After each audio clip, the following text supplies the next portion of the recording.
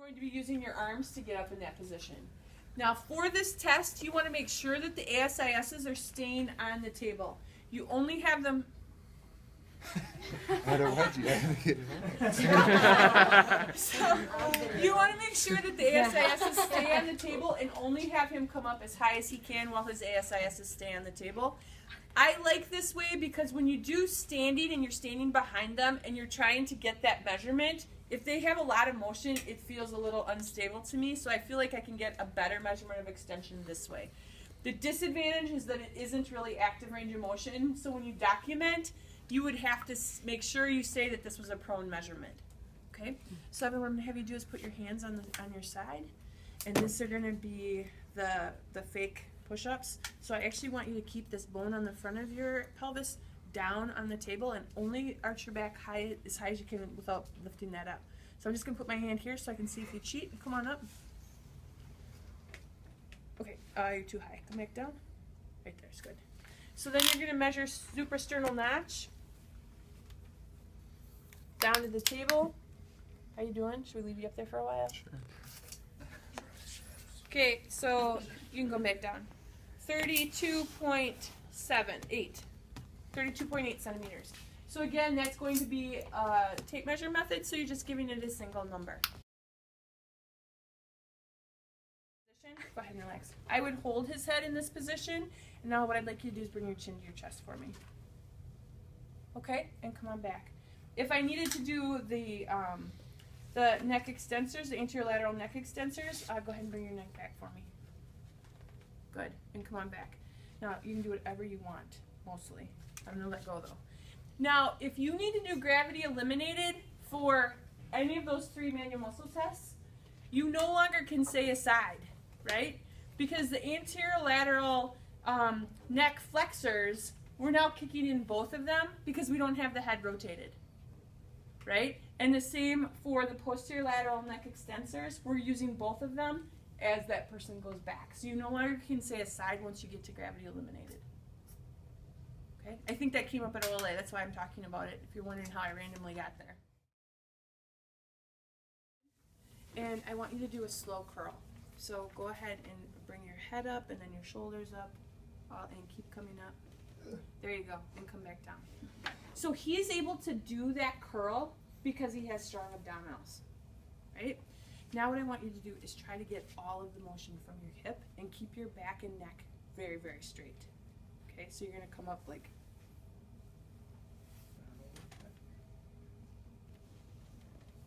You're going to come up. I can't.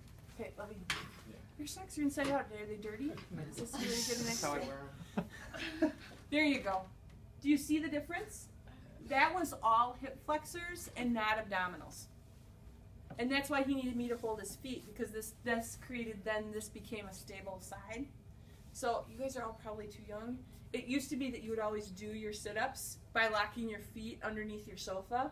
Well, that was just so that you could cheat and use your hip flexors, right? Okay. So do you see the difference, and why is that? If I don't, he needs to use his hip extensors, and so he needs a lever here so that they will stabilize the pelvis. Okay? So, Victor, all I want you to do is look up at the guys in front of you. So and go ahead and lift your shoulders and chest up off the table. And relax. Good. So that's all you do for that test. Now go ahead and do it. I'm not going to hold your feet down. Okay? And that's why you're going to see those legs come up, and you see why he can't come up as high? Because his pelvis is no longer stable. Okay? So for this one, we're holding the legs. Now this one, you're not going to give a manual muscle test grade of 0 through 5.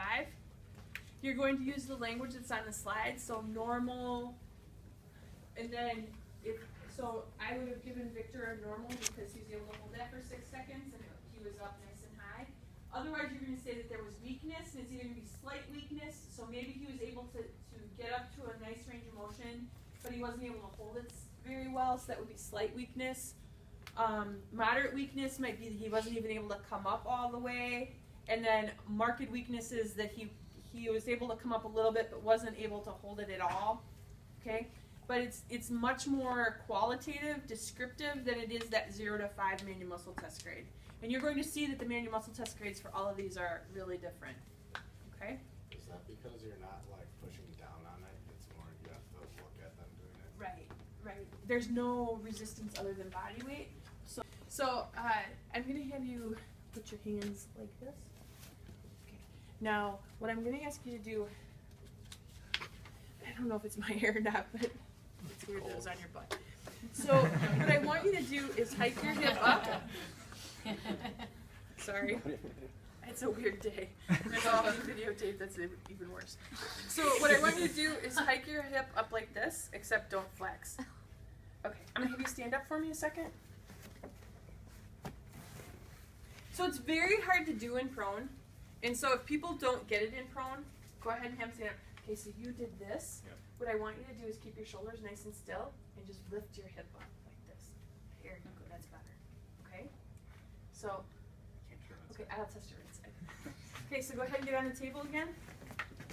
Testing. And go ahead and hike up on that side. Oh, that's lovely. That's great. Okay, now what I want you to do is hold it there and don't let me pull you down. Ready?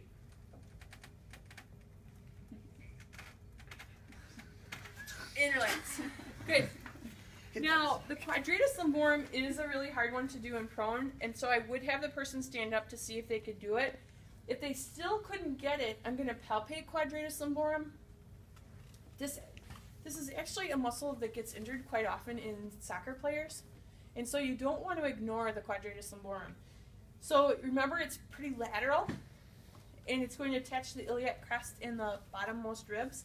So I'm going to palpate out here. I'm going to have you do that same thing. Bring this, good, and come back down. Now this side you couldn't do it very well, so let's see if there's a difference. Yeah, he doesn't fire it so much. So I might work on just motor control stuff with him on this left side to be in a straight line. So right now Victor's head is too far forward. So there you go, thank you. A little bit more, please. There. Are you loving life? Okay, I'm going to have you put your hand there. Okay. Now I'm going to have you bend this bottom arm so that you're like, and he's all from behind you. So you're going to be like this. And what you're going to be doing is you're going to be lifting up and away. So that's why do whatever you need to do with that arm to not have it be in your way. Okay. Now what I'm doing is testing the muscles that are on the side of your torso.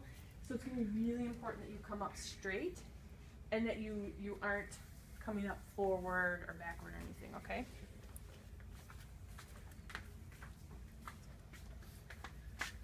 All right, now I'm going to hold down your pelvis to give you a better chance of getting up. So come on up.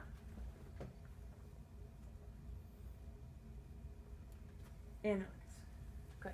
Now what I'm going to do is have you do that again without me putting that pressure on your hip. Okay. Go ahead and come up. So he looks like he came up about the same on that one, but typically the person would not be able to come up as high if you're not providing that stability. Okay? Now this grading is different. So go ahead and get to the next one. So you're looking at how high the person can get their shoulder up off the table. So if they can get their shoulder more than 4 inches off the table, that's a 5. 2 to 4 inches off the table is a 4. Okay? Do you measure it?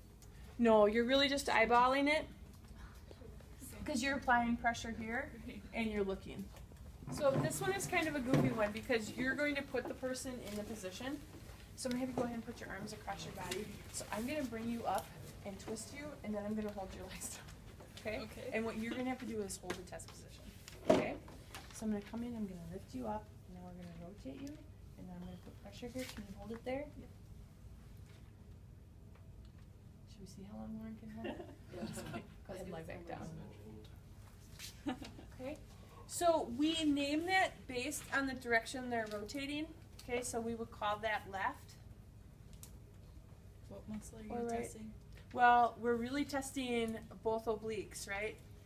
We're testing the internal on one side and the external on the other. So that's why we just simply name it for the direction you're rotating. Okay. All right. Can you go to the next grading? Here again, how we're going to do this manual muscle test grading is the hand position. So I showed you the 3 hand position. Oh, I'm sorry. I showed you the 4 hand position. 5 is going to be behind the head. Okay, yeah, that's 5. This is 4. This is 3 plus, it looks like. Okay. A 3 would be that you put them in that position and they fall down, their scapula still stay off the table. So you do need to bring them up to about 45, okay, in that position. So would you start behind the head and then just work your way down? What else would you know? So it really depends on, so in all honesty, if I was treating someone with a low back problem, odds are I'm not going to be doing abdominal manual muscle testing on the very first day, because I don't want to flare up their back, and any kind of abdominal manual muscle testing is going to increase the intra-abdominal pressure, which might hurt the back. So I would not do abdominal manual muscle testing on my first day with that person. You're going to have a sense of where they are for strength, and this also would not be my first abdominal test. So I would do the upper abdominal test and the lower abdominal test before I would do the obliques, and so you would have an idea of where they are. What you can do is always test 4 first, lower abdominal exercises that we do. The purpose of this slide is just to show that the list of muscles that are activated with the upper abdominal test versus the lower abdominal test are many of the same muscles. All we're doing is stabilizing one segment and moving the opposite for those 2. The one exception is that for the lower abdominal test, we are getting external oblique, the posterior lateral fibers, that we aren't hitting up in the upper test. But otherwise, we're really testing pretty much the same down into the table. Then I'm going to I'm always going to have my hand under your arms, but I'm going to let you slowly lower your legs. I'm going to be monitoring your back, and as soon as I start to feel your back come up, we're going to stop, and that's what your manual muscle test grade will be, okay? Or your strength grade. I wouldn't say manual muscle test to my students or my patients. Okay, so legs straight, back flat. Okay, so we're starting here roughly at 90, okay? Do you have a good set? Okay, so we're going to go ahead and lower them down. Keep holding that belly. Keep holding. Keep holding. Nice job. Keep holding. I can do it. So close. Keep holding. Keep holding. Oh, nice. Okay, show off. I would need about 85 degrees. So you can give them visual cues to make sure that they keep it down. But let's say that Lauren got to here. Then what you're doing is you're eyeballing it, and you're going to say, if I bring it down a little bit more, that's about 30, right? This is about 45. So you're eyeballing it, and the manual muscle test grading is going to be based on that angle. Okay, and it's in 15-degree increments. So if you look at the board, we really don't give people less than a 3 out of 5 if we're doing this manual muscle test grade. So I can assure you that